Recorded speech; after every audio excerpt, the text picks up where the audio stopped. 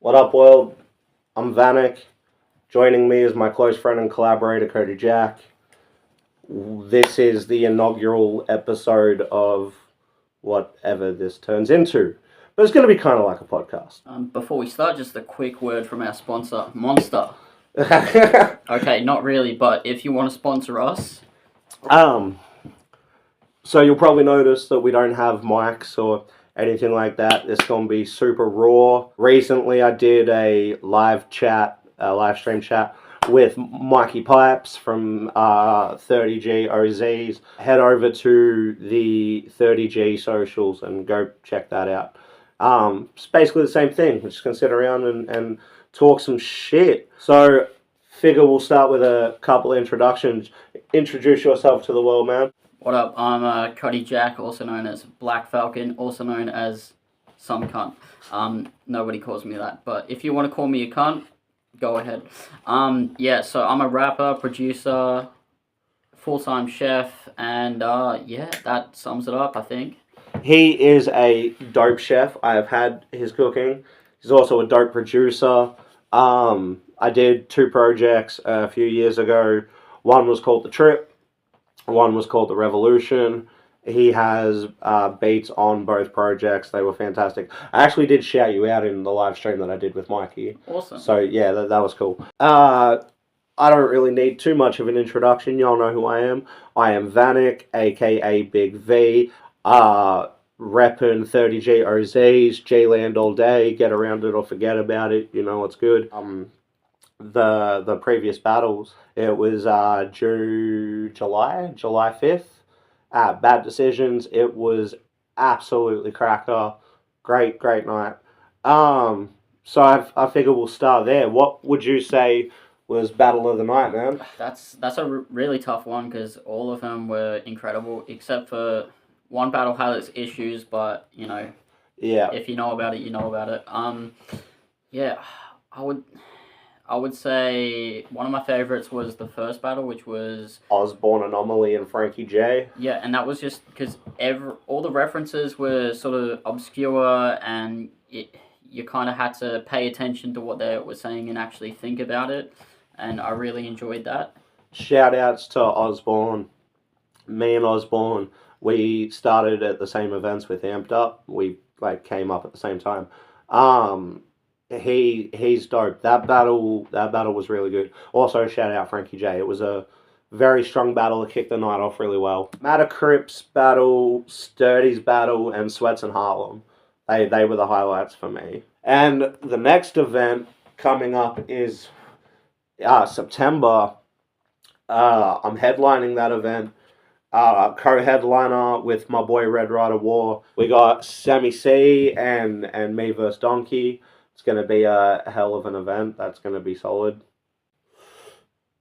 So, Battle of the Night for you was the first battle. Was there anything else really that stood out? Yeah, Cryptic and Metacrypt. That battle got really edgy, I would say. Yeah. And it actually really surprised me because just the direction that I've seen mainstream Australian hip hop go, that I didn't really expect that from the community nowadays, but it was very artsy. It pushed some boundaries in it made you feel uncomfortable, and that's kind of what art is about. Cryptic had that line about beating the elderly with their bedpans. That fucking got me, bro. That was on point. I don't know. And what did you think of just the atmosphere alone? I mean, the venue, Bad Decisions is a great venue, really good venue. Yeah, I feel like the whole community were very supportive of the artists that were battling, and no one was when you get the impression that certain people think they're above you, no one was like that. Everyone was super down to earth and just good people to hang out with. Even the Street Series is an amazing vibe. An absolutely amazing vibe. We do it in a laneway next to Queen Vic Market, and it's very raw, kind of gritty street vibe, which was cool. I got into that through Red. So what happened was Mikey needed a battle, like a filler. He was talking to Sweats, and Sweats recommended Red, and Red got the battle against G-Megs. Sup, G. So Red got the battle against J-Megs. I rock up to support Red, obviously. And they were doing these like little ciphers in between the battles, as you probably remember from the Street Series 2. And they had Ezra the Scribe, shout out Ezra as well, but Ezra had beats playing on speaker. So I was just like freestyling and having fun in the little ciphers and stuff. And Mikey asked me if I wanted to battle. You know, one thing led to another. I was supposed to battle Moteflow. He didn't show up. Last minute, I battled Mason. It was super, super fun. And that got me my battle with Dove. Do you reckon you'll enter the ring at some point? Battling's not really my thing, but I really enjoy watching other people do it. There's a lot of artistry involved. It's really competitive, and even if you're not super cutthroat about it, you can do it in a way that's a bit more relaxed and about the fun. And Yeah. Well, that's sort of like what I think of when I think of like Harlem and Sweats' battle. Like that, you can tell those boys have like genuine respect and whatnot for each other. Like they were just there having fun, and because they were having fun, the crowd was having fun. Like it was an enjoyable battle to watch. Then on the other end of the scale, you had edgier battles like Cryptic and Matter Crypt, me versus Dove. You had some battles that were just full on out there, like Sturdy. The 6 pack thing that Sturdy did was hilarious. Where do you stand on what Bliss and Esso's been doing lately? I feel like their new music is still like something that you can put on and vibe to in the background, but it doesn't quite hit me the same way as their early music did. Running on Air, Flying Colors, Circus in the Sky. That's one of my favorite albums of all time. Day of the Dog for me, like that's yeah, one of my favorite hip hop albums of all time. Like those albums, the music, didn't just have the mainstream appeal. They were like saying stuff in the music, which really vibed with me at the time. The newer music, I still enjoy it. It's just not what it was for me personally. I feel like Bliss has dumbed himself down as a lyricist. Like I'm with Cody. Like they still make enjoyable music. Like it's something you can put on. If it came on, I wouldn't turn it off. Um, but I feel like Bliss has dumbed himself down a lot. Like I noticed that he rhymes man with man a lot now. And it's like every second song he'd be like, "Yeah, man, doing what I can, man. God damn, throw your hands in the air, man." Like, and it's like this is the same person who did Gorilla Militia. That Like, song's incredible. right? But while I feel like Bliss is dumbing himself down a little, I also feel like Esso's been stepping himself up. Like if you look at My Astral Plane, that that album was fire, dude. I was not expecting that from Esso. And the production value of that project is also incredible. I got an interesting story about that album. So when Esso dropped My Astral Plane, he did a small series of gigs, and my girlfriend at the time and I had gotten tickets to go see the My Astral Plane tour. And all the way up, my anxiety was like not good. So we get like into the city and we get lost looking for the venue, which sends my anxiety even nuttier. Find the venue finally, get harassed by a bouncer, finally get in. We get in and like the doors to the live music part were like still closed. And we're in this tiny little bar with like barrels for seats and like little wooden tables and like just tons of people crammed in like a fucking sardine can. And my anxiety was going like by this point I was like paranoid, I was anxious, I was not having a good time. So I had Sid on me. Like the plan was to go into the gig, take some Sid and trip out on the show. So my missus goes and gets me a drink, tries to calm me down. Still not working. I go out of the venue, smoke a J, still ain't working. I go back in the venue, get harassed again by the same bouncer who was just singling me out for whatever reason. go inside and I turn around to my missus. I'm like, I don't think I can do this. She's like, well, how about we leave and we come back when the doors open? I'm like, all right, I'll go check what time the doors open. Now, I didn't know that there were multiple opening acts before Esso came on stage. Not just like one or two, like a list of people that came on before him. And I was like, I just can't fucking do it. So we left. So you didn't get to see Esso. I didn't get to see Esso. Like I was this close to having a nervous fucking breakdown, and I was like, babe, I can't do it. I have to leave. I have to leave.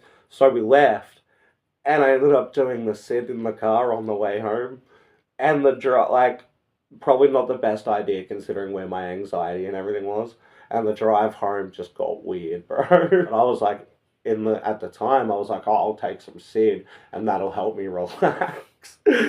But no, long story short, we didn't end up getting to see Esso.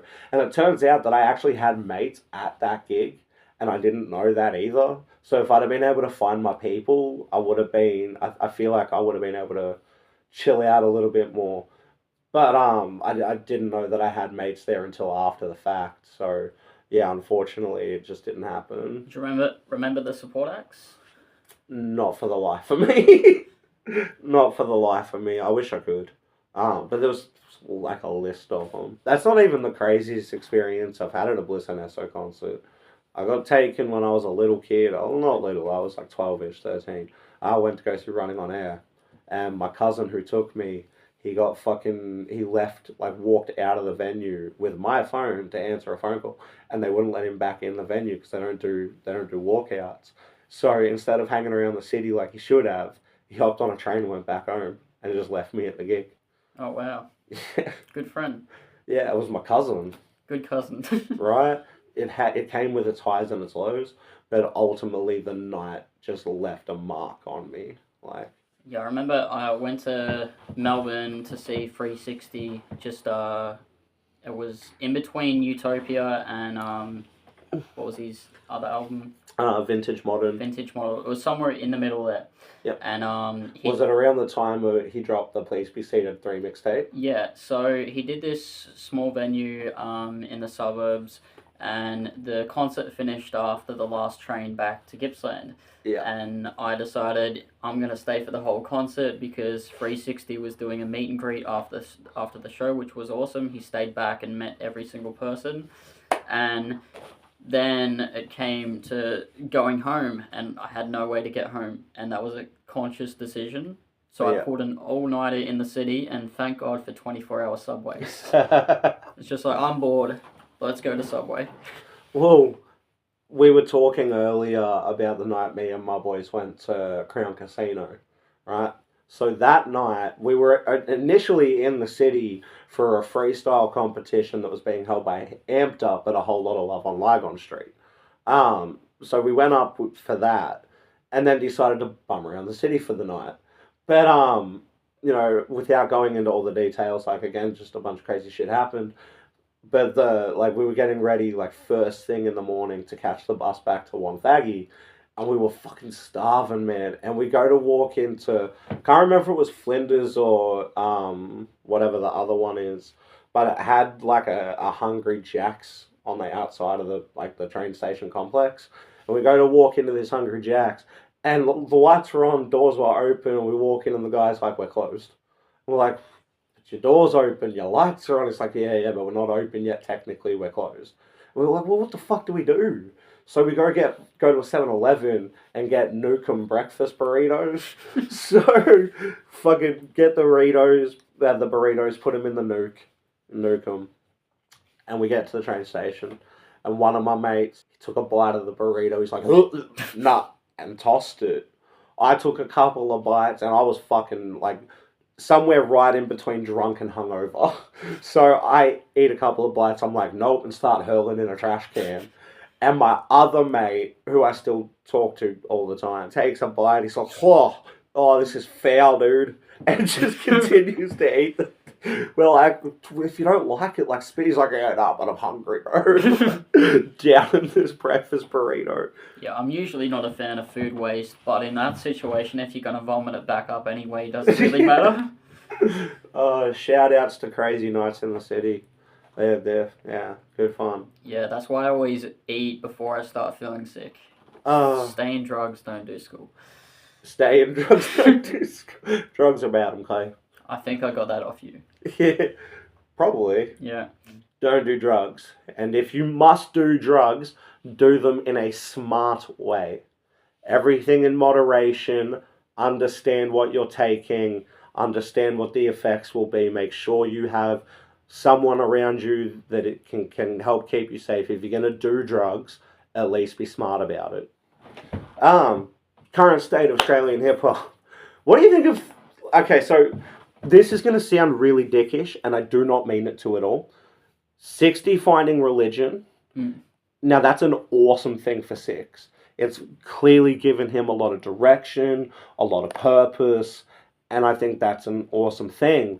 But at that same time, I feel like he's like overindulging in it to a point that he's like probably, at least me as a fan, feeling alienated. Yeah, I can see both sides of that. So, like, if you're not a religious person, or if you believe in a different religion, Which is fine, yeah, or all of which is fine.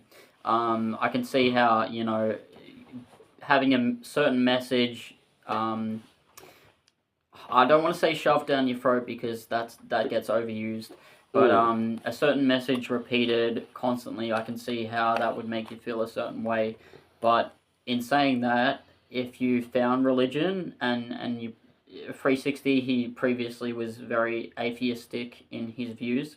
Um, that would be like a very, very surreal experience, and you'd want to sort of shout it out to the world. So, there's two sides to that, and I get both of them. But if I were in his situation personally, from just a business perspective, I would probably be a bit more reserved in what I would say publicly. But it's his life; he can do what he wants. Yeah, and like as I said, like and as Cody said, like finding religion, especially after what was the word you used? So Athe atheistic. atheistic, right? To go from that to being like very deep into religion, as you said, be a very surreal thing. So I complete like and religion, whether you're a celebrity like 360 or just, an average person, it has given a lot of people guidance, a lot of people stability, and people have been able to turn their lives around wholeheartedly due to finding religion. So I don't disagree with it at all. I think that being a little more reserved, as you said, is probably the right way to go. I feel like if you have one standpoint and then it radically changes, like to go from that to this and then make this your entire thing. Like I believe there is a big difference between expressing religion and like preaching to a point that it's a bit too much. And I feel like 60 just recently finding religion is still finding the balance. And I imagine he'll get there. So shout out Six, very happy that you're doing well, that he's doing well in life. That's great. But I don't find myself drawn to his music lately. And I don't think that's his fault. I just, like I said, I just, it's not quite for me.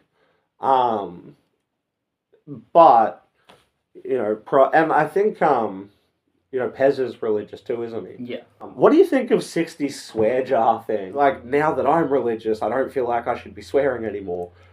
I'm in a position where I'm considered a role model in this, so I don't swear. And it was when he did the swear jar thing on stage, he's like, "Hold me accountable." Yeah, I mean, certain habits are hard to stop, especially swearing. But I think it's a fun idea, especially with live performances. Although, I'd rather just not swear if that was my approach. But as I said, it's hard to give up. I mean, I think swearing casually has been very much a generational thing. Like, for example, like I've got family that are, in their 50s, older, and they're not really for it. Like, I have to be very careful and bite my tongue when I'm around certain people because they're just not for it. But then I look at millennials, I look at Gen Z, and we swear. To the point where it loses its sting. Yeah, like it's just become so super casual. But we also, I think our generation has like come from the mindset that cussing doesn't make you a bad person. Yeah. Like cussing has just become so casual in everyone's everyday vocab that it's no longer considered rough around the edges, or like I said, it loses its sting. So we don't have that belief that cussing makes you a bad person. Whereas you go back 30, 40 years, and like if a kid cussed, it was like, oh no, that's a big deal. Like I agree with the fact that cussing does not make you a bad person, but that, as I said, could very much be a generational thing. Like I may only believe that because it's what I grew up with. Like it was so casual. Yeah, I've sort of seen both sides. Is that when I was a kid, I used to ask my mum permission to say the F word if I was making a joke or singing a song lyric. And then as I got older, it just comes out and I don't even think about it. I don't think I've swore once on this podcast. No, I don't think you have. I probably have. I swear too much. Okay, you guys got to watch it back and hold me accountable. Yeah. What's 60's hand gesture when he's like, when I swear, hold a hand gesture in the air and I'll put money in the swear jar. You know, Pez was gonna rack up a big bill in that swear jar, man. Yeah. By the end of it, 60's like down a couple of cars, giving over the fucking the mortgage to his house. Yeah, record label has to shut down. No, I think it's cool that Forthright are back doing their thing, and I mean, to say that it's not really my thing anymore is not to say that I don't appreciate their growth. To go from where they were to where they are now, from kids to fully grown men, I 100% respect the growth. It's just the music itself is not quite for me anymore. But I've been like that with a lot of Aussie acts. Like I was like that with Hilltop Hoods long ago. I got to a point where I still respect the group, but just the music wasn't for me. Yeah, I guess the fans are gonna appreciate 60's early work, like songs like Sixer Valley. I don't think we'll see a song like that ever again. Nah. That song's fire. It's such a hard thing because from a religious perspective, you can understand avoiding, certain topics, and from an artistic perspective, it's very different because you want to, push the boundaries and be a little bit edgy. And yeah. If you're making art and you're clear that it's art, then it shouldn't be a problem. That's my view. Yeah, well, so I'm very much the same. And I'm a huge fan of shock rap. So I get really, and not just horrorcore, but just shock rap in general, which is why I liked 60's early stuff, because he was willing to say just about fucking anything. And I've always sort of respected people that are able to indulge in a darker creativity. If people consider shock art as being a reflection of the person making it, I feel like horror movies would never have taken off. Exactly, yeah. So I see absolutely no difference between a shock rapper and a horror filmmaker or Stephen King books, or I don't see a difference between any of them. And I also believe that indulging in a darker creativity allows you to create without limitation.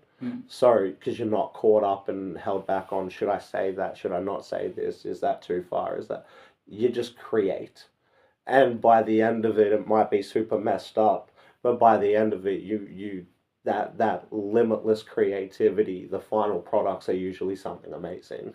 And it's also a good way to let out, built up anger and frustrations in a way that's not directly going to harm anyone. It's much better to, put it in words or a form of art than lash out and attack someone. Yeah, 100%. If you can't separate yourself from the character, then it becomes a reflection on you. So if you've got something dark and angry inside of you, you put it in the song.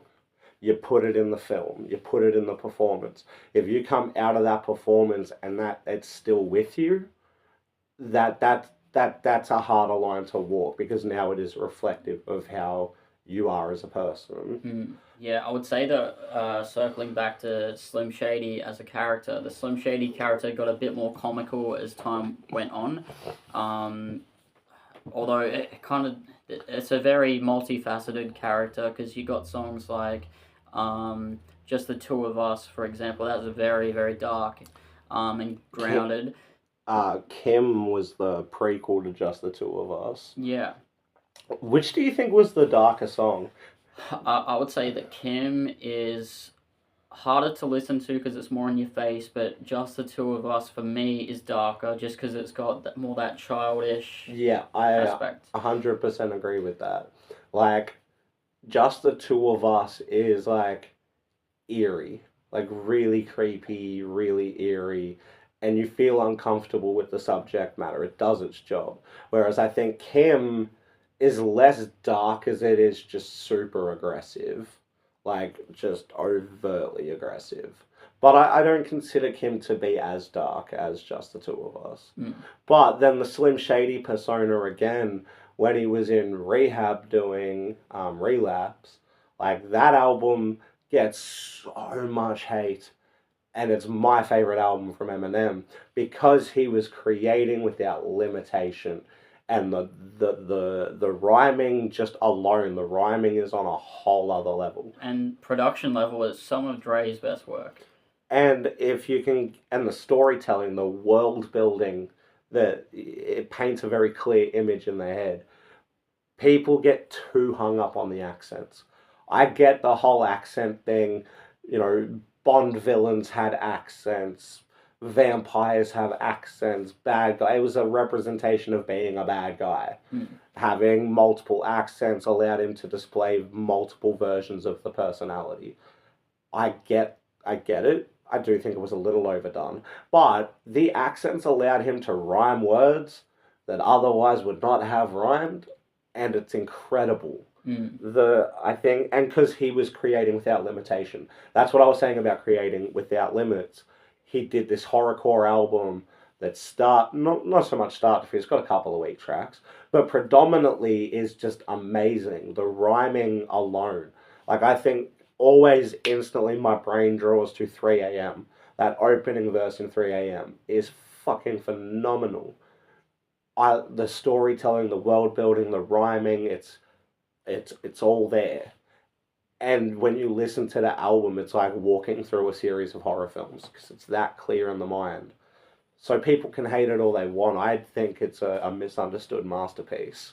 Yeah, 100%. When I first heard the album, probably the first track I heard was "We Made You," and I'm not a big fan of that track. No, me either. And I thought the rest of the album was gonna be like that. Then I heard songs like "Beautiful." I heard songs like "Underground," and then I was like, okay, I don't know what people are talking about. I feel like "Beautiful" was kind of out of place on Relapse. Yeah, it would have made more sense on Recovery, but it kind of broke up the album a little bit and gave you a break. Yeah. I think one of my favorite songs on that album, because it sort of did what Beautiful wanted to do, was be really grounded and raw. But Deja Vu, it was able to do what Beautiful did and be very grounded and very relatable and very raw, while at the same time still having that, a thin slice of that horrorcore vibe from the rest of the album in it. I feel like Deja Vu made more sense on the album than Beautiful, but I mean the album's just great. The Refill second disc, that maybe not as good, but that had some banger songs on it too.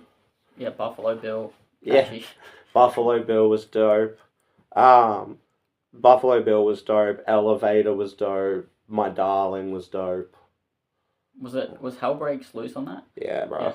Yeah. That song has such a banging beat. It's like it hooks you.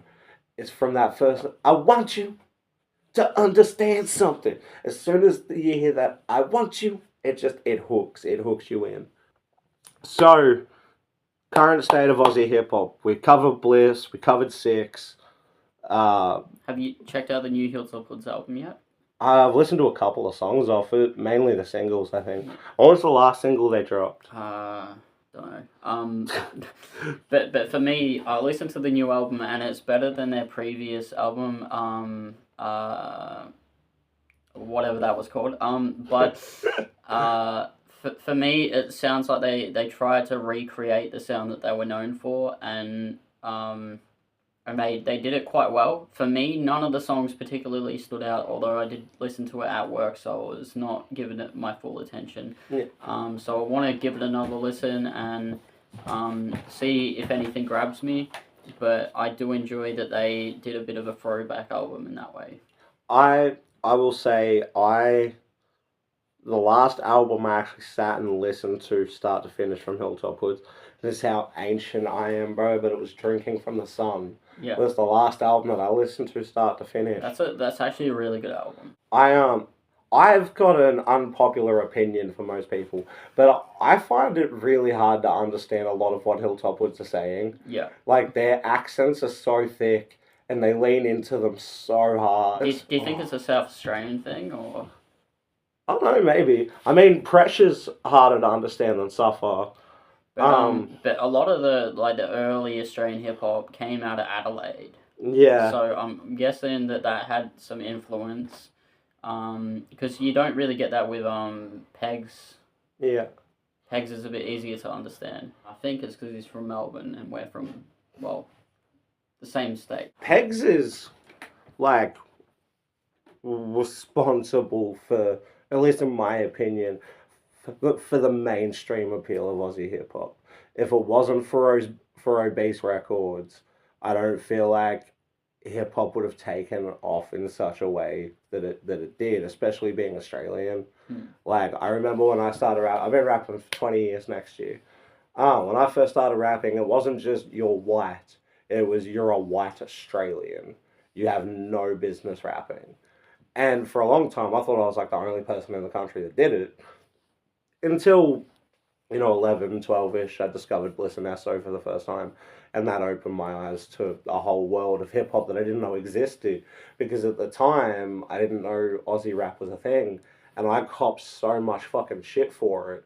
That I was like, there's no way in hell that Aussie rap would ever take off. Unbeknownst to me, it already had.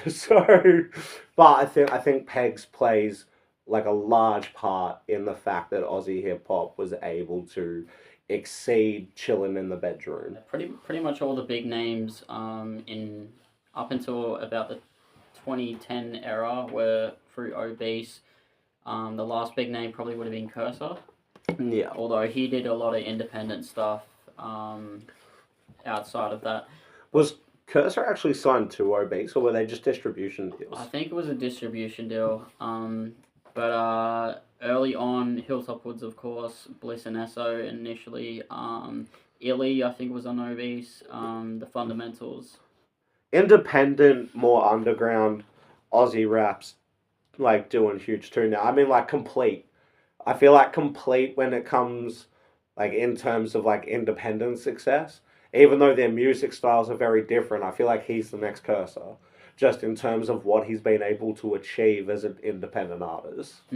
And, I mean, Complete's a fucking machine, dude. I mean, he dissed Ronald McDonald. Right? And that's the thing, if it's on his mind, it's like any truly good artist. If I get an idea, dark, light, comical, whatever, run with it. He does that really fucking well, and it's made for some incredible songs. And I mean, we've also got rappers like Bitter Belief. Yeah. Like, Bitter's dope, bro. Just dives into like a whole concept, like a flame emoji. Flame Emoji's a solid song. That's got some like real good bars in it. Have you checked out Cogs? I know of Cog. He's kind of more of a horrorcore sort of style, but Yeah, I don't think I've listened to a lot of Cogs. I have listened to some, nothing that really comes to mind. But I've been shown Cogs by a few people. But yeah, definitely need to check him out. I think you've even shown me some Cogs back in the day, so Yeah, I'll definitely have to check that out because I'm a big fan of horrorcore and shock rap. Unfortunately, not a lot of it gets done here in Australia. What do you think of Tom McDonald? Gay. No. Like when he initially came out with whatever that song was called, White Boys, blah blah blah. I was just like, yeah, that's interesting. That's something different. And then he kind of like leaned into doing the same recycled material over and over again, and he has just become a bit of a cliche. And Yeah. If I'm looking for that type of, I guess, political rap stuff, Chris Webby does a much better job at it, and it comes across as more authentic because he's not making every single song about that. He's just doing, the odd song every year or so. Yeah. Well, I think when Tom first started like coming on the up, like I got into a little bit of it, I won't lie. But at the time it's because it was edgy. Like I'm not that big into political rap in general, but it was edgy. So I was like, oh yeah, this is cool, I can vibe with this. But every single fucking song was exactly the same. Like he hasn't done anything that shifts from the narrative he worked himself into. So now everything he drops just furthers that narrative, and as you said, it's unauthentic. Like it's gotten to be too much. And from a business marketing perspective, he's done well for himself, but long term, that's not sustainable because eventually people are going to get sick of it. Yeah, man. One day, old Tom McDonald's cult will take over as the world's leading religion with the help of the remaining Rockefellers after Scientology is phased out. I look forward to that. Yeah. When it comes to newer artists, I would say that JID or Jid, whatever his name is, he's super talented, but it's and he's unique in his delivery, but it's not something I can really actually listen to. Like Snoop Dogg, for example, not like a top tier lyricist doing lyrical miracle stuff, but he's very unique and he makes music that you can just vibe to. And I mean, I think the reason people resonate with Snoop is because he's just authentically and unapologetically himself. Yeah. Like, and fucking phone's dinging. I love artists that are unapologetically themselves. People like Snoop, he's like, this is who I am, this is what I do. It's on the surface, and he's nothing more than what you see of Snoop. Like that's who Snoop is. Mm. So I can respect that. I guess in general, being a celebrity, trying to find the balance between down to earth and grounded, and celebrity, I feel like that's a hard line to walk. Like especially the further up the ladder you go, like someone like Justin Bieber, that would be so hard to navigate. And when I was like 10 years old or however old I was when Justin Bieber first came out, I hated him. I couldn't stand him. But then over the years, I'm like, okay, this guy is actually a human. He's Yeah. He did this video where he was in like a sound studio, like instrument studio, and he was like doing a Jack Black from School of Rock. He's like, just give me a boom, boom, boom, boom, boom, and give me a, and then got on the like he had this whole orchestra like playing a beat that he built, and then he got on the drums and fucking shredded it, man. Shout out to the Beebs. Yeah, that's awesome. God, next episode we need more direction. Yeah. Phones on silent. Yeah, and phones on silent. Do that now, actually. It's fucking going nuts. I'm sorry. I'm so sorry. So, Cody and I have been friends now for at least 10 years? Yeah, in the ballpark. Yeah. So, over that time, how would you categorize the evolution of our friendship? Well, first it was just kind of like we knew each other through hip hop somehow. Yeah. And I was selling beats at the time, and I was selling beats to Vanik, and then it got to the point where I realized, okay, Vanik's actually like a really good songwriter, and he's like not just rapping on a beat, he's actually Bless. crafting a song, and over time, we also clicked outside of hip hop, pop culture in general, and then we started making music outside of just I make a beat, I sell it to you, you rap on it, and actually crafting unique music. You should hear the beat we're working on at the moment. It's incredible, and it will sound even better once it's recorded on and mixed professionally. And yeah, like as you said, like I found, like when we first met, it was like kind of transactional. Like I don't even remember how we met. I just remember we met somehow through hip hop, and because back then there was a lot of online forums on Facebook with all these hip hop communities, and yeah, I think we just found each other on one of those. It was so easy to find people to feature on a verse or get a beat from back then. I feel like nowadays the communities at a certain point they got really toxic. I don't know if that was your experience or not, but I saw those communities get super toxic at some point, and then a lot of them just disappeared. I suppose the admins were sick of dealing with it, and luckily we both from Gippsland, so we don't need to rely on that shit. J-Land all day. Yeah, no, so I think, like, so we meet, we chat, I buy some beats, make some killer music. Definitely go on SoundCloud and check out my last few projects. There's some absolutely solid beats on there. We had a lot of mutual interests, outside of hip hop. One of which specifically being pop culture. Like we're both big fans of movies and that sort of stuff. We recently went and saw the new Fantastic Four. What's your thoughts on that? I was a big fan of the 2005 Fantastic Four when I was a kid, and obviously I was a kid, so I didn't know about Galactus, and I didn't know about some of these other issues that movie and its sequel had, but I really enjoyed it, and I still enjoy the movie, the cast. But this new one, like CGI, obviously better. It's 20 years in the future.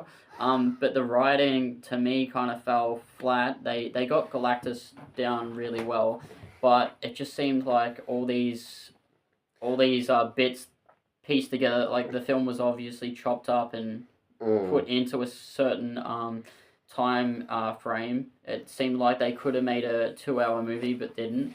And the actors to me were just boring and uninteresting. Yeah, the actor they got to play Johnny. Now here's the thing with the 2005, right?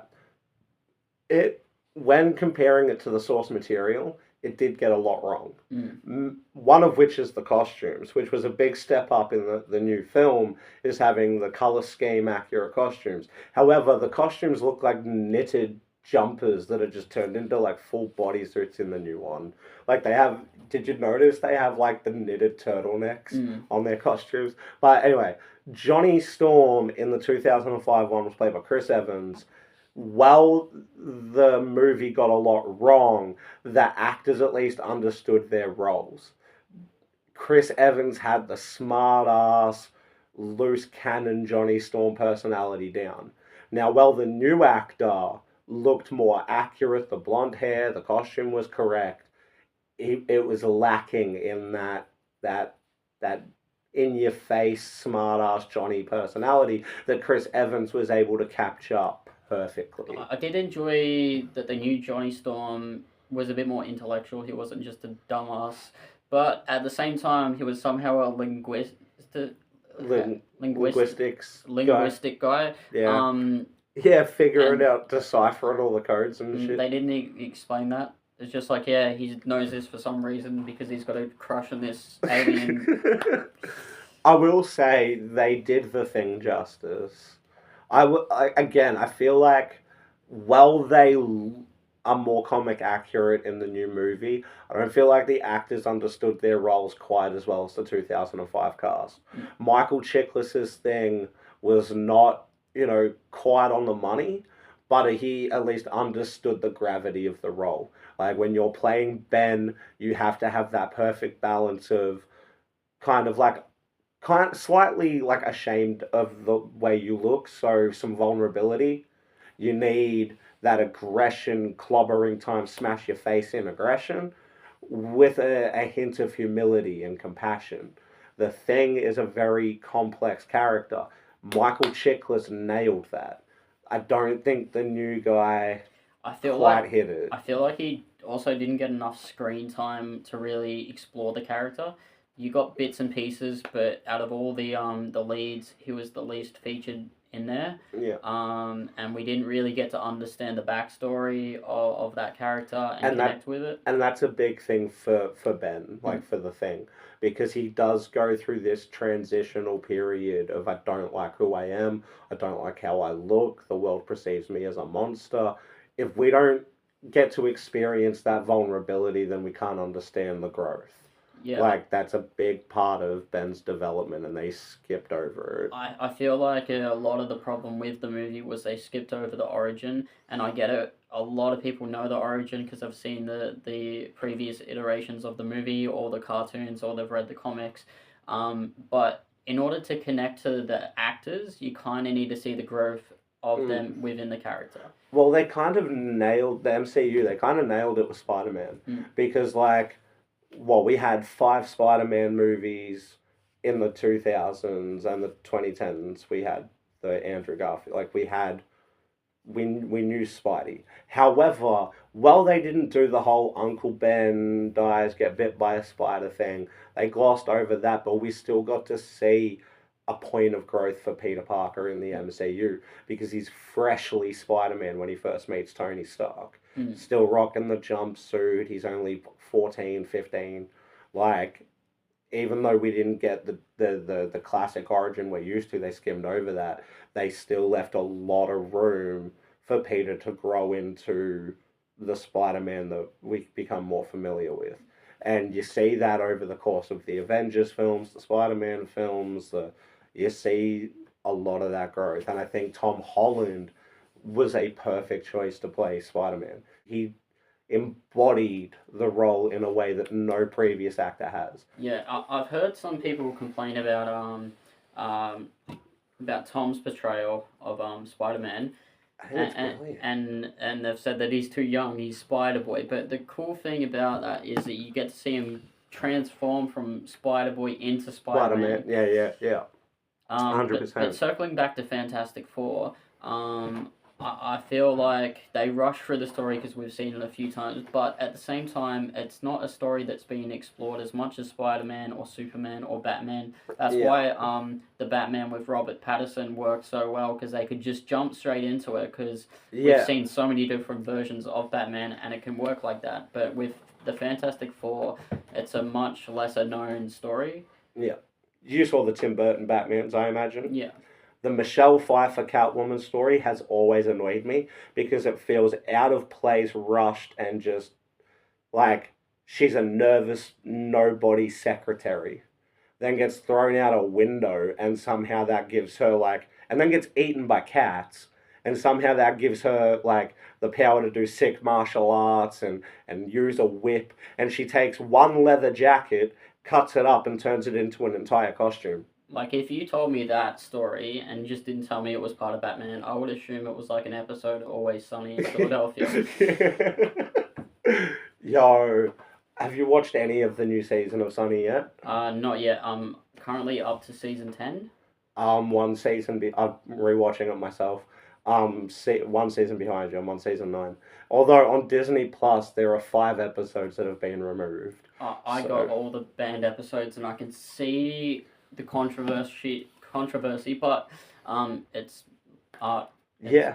Well, I have the entire series. So I've got all the banned episodes on that, and I think they're funny. Although the episodes I did see, like there's one particular joke, the dick towel joke in I think it's like season 5 or 6. Yeah. But they blur out the dick, and it's Yeah. just like I thought it was just the drawing. Like I don't know if it was always blurred out or not. Yeah. No, it is. But it just that seemed a bit weird. And they are they aiming for like a particular rating? Well, the show in America is rated R. So it doesn't make sense why they blur out the nudity. because it was still a network series. So it's like TV is different than movies. Yeah. So because it was a network, so it was done by FX. Yeah. So because it was still technically a network series, there were guidelines that they had to work between. Interesting. And in their early seasons, the censorship laws were a little tighter than they are now. So you'll notice once you hit the later seasons, they stop bleeping the swearing. Yeah. So they stop bleeping the F word and that sort of stuff, and they really lean into it. But throughout the season, you'll notice that like when they first stopped bleeping the swear words, you'd get a couple of fucks per season. In the newest stuff, there's like a few fucks per episode.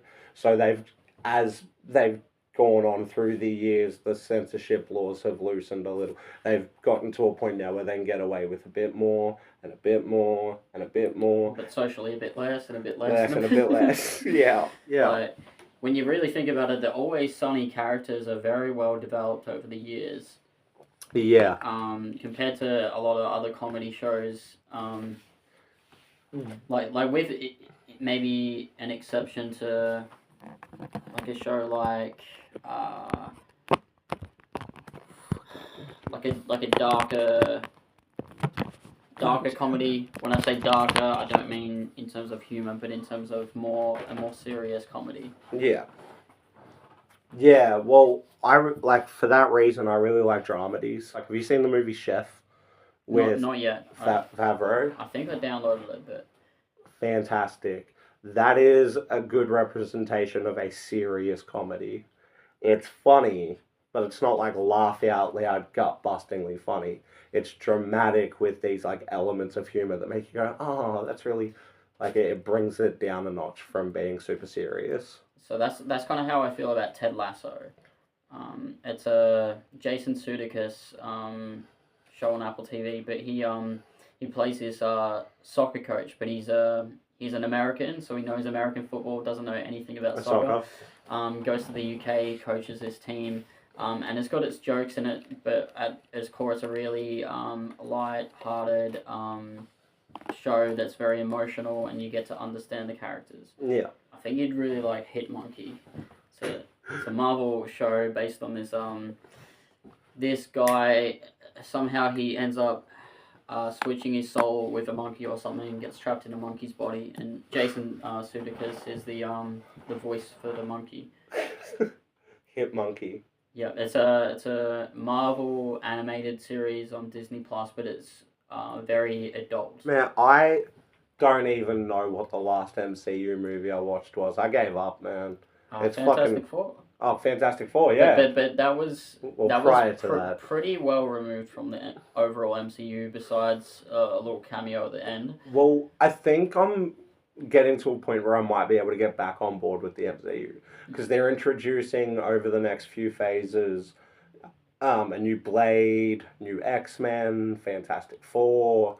There's like a lot more going on with characters that I'm more familiar with and stories that I'm more interested in seeing. I feel like the MCU after the initial Avengers run got so oversaturated that it just became pointless trying to keep up. Yeah, there's talks about the Spider-Man character going forward being more grounded. Yeah. So there's I don't know how true it is, but there's rumors of the Punisher crossing paths with Spider-Man. Well, there's been shots of John Bernthal, but yeah, something like that. On set of Brand New Day. So whether he plays a big role or not, he's 100% in Brand New Day. And the crossover between this isn't really a spoiler at this point because the movie is like 5 years old, but Matt Murdock in No Way Home. Yeah, that was a perfect cameo too because they didn't try to do a whole lot with the character. It's just like, well, there was one deleted scene of him representing Happy in some meeting that didn't get used, but I'm kind of a little bummed that we didn't even get like other than him catching the thing that flies through the window, we don't even get a whiff of Daredevil. Like, and I having Matt Murdock as a character for a cameo was cool, but in the comics and the cartoons, Spider-Man and Daredevil have had numerous teams up and run-ins. So I'm kind of hoping in Brand New Day that we get a little Daredevil, like, and if Punisher, because like the actor that plays Punisher has been seen on set of Brand New Day. So I'm assuming that's gonna mean that Punisher's in the movie in some capacity. Mm. If we get Punisher, there's a good chance we'll most likely get some Daredevil. Or, Considering through the Defenders universe, the two have become quite linked together. or even a Karen Page. That would be a interesting cameo. I want a Jessica Jones movie. Like, That would be awesome. bring back Kristen Ritter and do a Jessica Jones movie. That'd be sick, man. I think they are bringing back Kristen Ritter as Jessica Jones in a TV series. Yeah. I don't think they're gonna bring back the guy that played Iron Fist. The Defenders Iron Fist was not good. No. It was the weakest of all of them. Like, in my opinion, Daredevil was at the top of that list. Yeah. And we're talking like the original Defenders run, not Born Again or anything like that. The original Daredevil, Jessica Jones, Punisher, Luke Cage, Iron Fist, and then Defenders.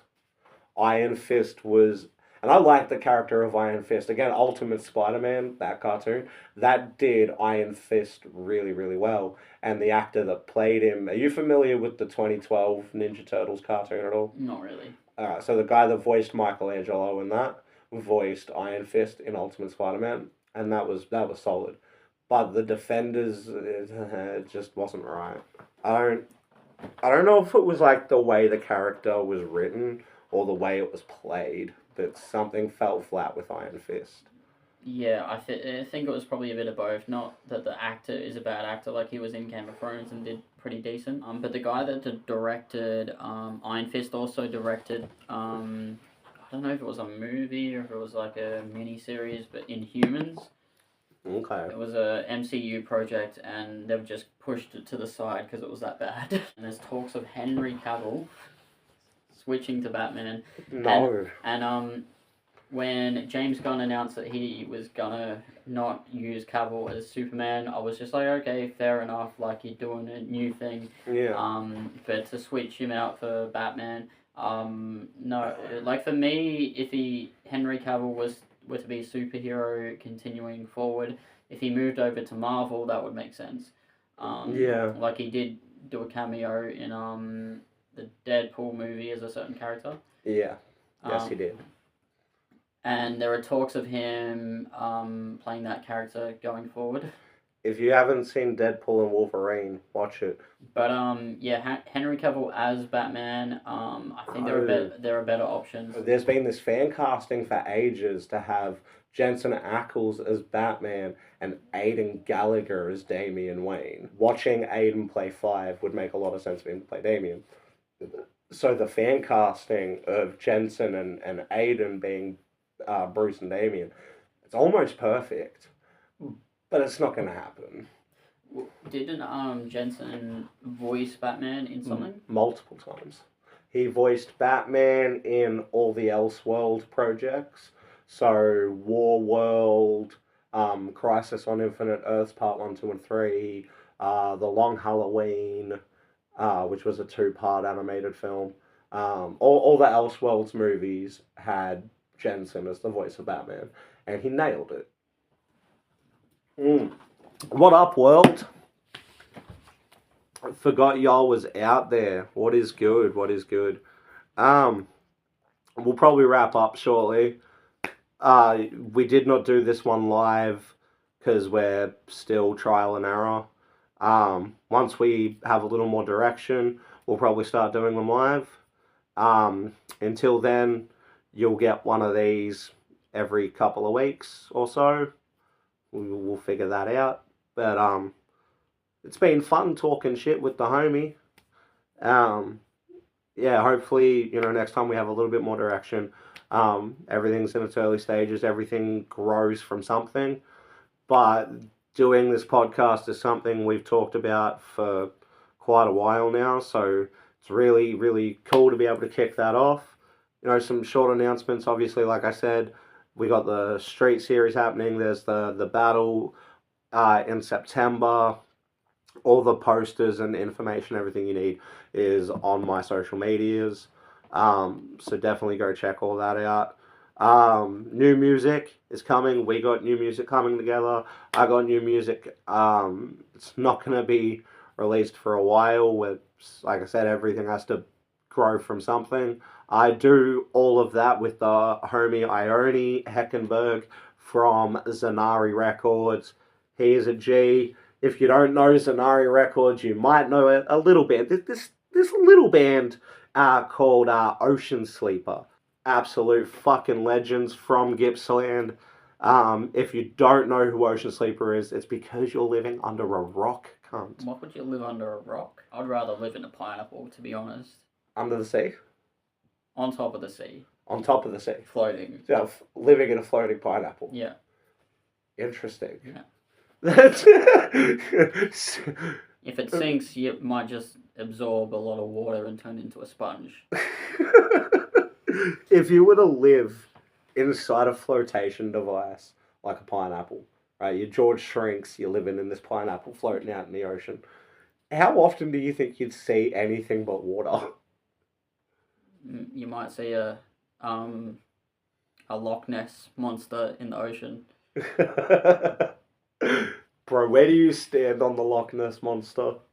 Definitely not real. You don't reckon? No. It's fun to think about, though. Yeah. Do you see this face here? It's like an eye, little mouth, and then like a head. Is that from like... It's like from a can or something, I'd imagine. Stains. Doesn't look like Jesus, though. Well, we've talked about a lot of stuff. We've covered movies, covered Australian hip-hop, we covered all kinds of things. And just keep forgetting you people are there. That's how memorable you are. No, we love you. Are they still there? I don't know, bro. Probably not. They haven't responded, so... Yeah. What should we call our podcast? I was thinking the Joe Rogan Experience. Chat about anything. Chat about anything. Yeah, I like that. Yeah, I thought that was cool. Considering we don't have a lot of direction and we just gab, so yeah, I thought chat about anything was cool. Yeah. But the Joe Rogan Experience, oof. We'd be number 2 podcast in the world. Well, I've never been like too into podcasts, but everybody's doing it, so we figured we'd jump on the trend. We have good conversations, and you should all be privy to them. Alright. Well, this was the first episode of Chat About Anything. I am Vanik. My close friend and collaborator, Cody Jack. Don't know when the next episode will be done, but we'll figure that out. So until then, peace. Be good.